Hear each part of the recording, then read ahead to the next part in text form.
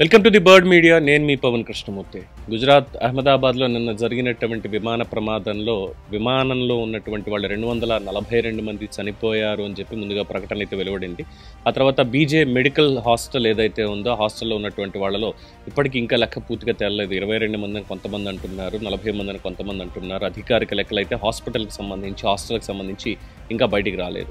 So ఈ మొత్తంలో బతికి బయటపడ్డటువంటి ఆ ఒకే ఒక్క మృత్యుంజయుడు ఏ విధంగా బయటపడ్డాడు అనేది ఎవరికైనా తెలుసా?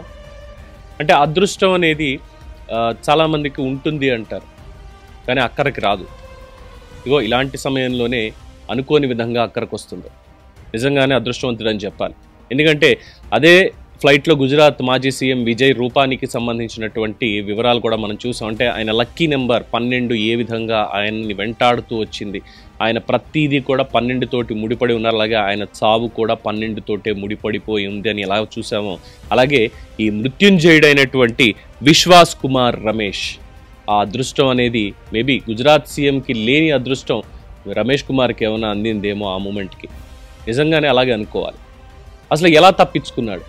ఫ్లైట్ టేక్ ఆఫ్ అయిన వెంటనే దాదాపుగా 5 నిమిషాల లోపులోనే 2 ముక్కలు అయిపోయింది అని తన వాంగ్మూలంలో చెప్పాడు. హాస్పిటల్లో ప్రధాని నరేంద్ర మోడీ వెళ్ళి కలిశారు, ఆయన్ని మీట్ అయ్యి ఎలా ఉంది ఏంటి అని కూడా వివరాలు కనుక్కున్నారు. వివరాలు కనుక్కొని ఆయనకి ఎటువంటి చికిత్స కావాలన్నా సరే చేయండి అని చెప్పారు. సో ఎలా రక్షించబడ్డాడు ఈ AI-171 విమానానికి సంబంధించిన క్రాష్లో? 11A number 11A seat number 11A. అదే 12లో కూర్చుని ఉంటే జరిగేది కాదేమో. నంబర్ 11Aలో కూర్చున్నాడు. అది కూడా ఎమర్జెన్సీ డోర్ పక్కనే కూర్చున్నాడు. టేక్ ఆఫ్ అయిన కొద్దిసేపటికే విమానం గాల్లోనే ముక్కలైపోయిందని, తన సీటు విమానం నుంచి విడిపోయి దూరంగా ఎగిరిపడింది అంటూ తన స్టేట్మెంట్లో చెప్పుకొచ్చాడు. దాంతో ఈ బయటపడిపోవడంతో సీట్ బెల్ట్తో సహా ఉండగానే బయటకు విసిరేయపడ్డాడు. అంతేగాని తాను దూకలేదని స్పష్టం చేశాడు. గాయాలతో బయటపడ్డ అతను ప్రస్తుతం ట్రామా వార్డుల పర్యవేక్షణలో ఉన్నాడు. ఆ అగ్నికీలల నుంచి ఆ సీటుతో సైతం ఆయన తప్పించుకోవడం జరిగింది. విమానం విరిగిపోయిన వెంటనే గాల్లోనే 2 ముక్కలైందన్నారు. అంటే దీన్ని బట్టి మనకు అర్థమవుతోంది, పక్షులు గుద్దాయా లేదు అంటే చెట్టుకి గుద్దుకుని ఇదైపోయిందా అంటే ఈ 2 కూడా కాదు. గాల్లో ఉండగానే సమ్ ఇష్యూస్ తోటి 2 ముక్కల కింద అయిపోయింది అన్నది అతను చెప్పినటువంటి అంశం.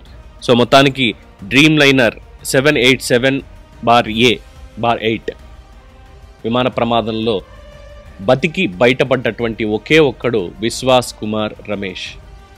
అదృష్టం ఆ విధంగా కలిసి వచ్చింది. 242 మందిలోగాను కేవలం ఒకే ఒక్కడుగా తను ఈరోజు మిగిలి ఉన్నాడు. కానీ జీవితాంతం కూడా ఈ ప్రమాదం ఎప్పటికీ గుర్తుండిపోతుంది, ఒక పీడకలలా గుర్తుండిపోతుంది. ఆ ట్రామా నుంచి బయటపడడం అనేది దాదాపుగా కష్టం అంటారు చాలామంది మానసిక వైద్య నిపుణులు.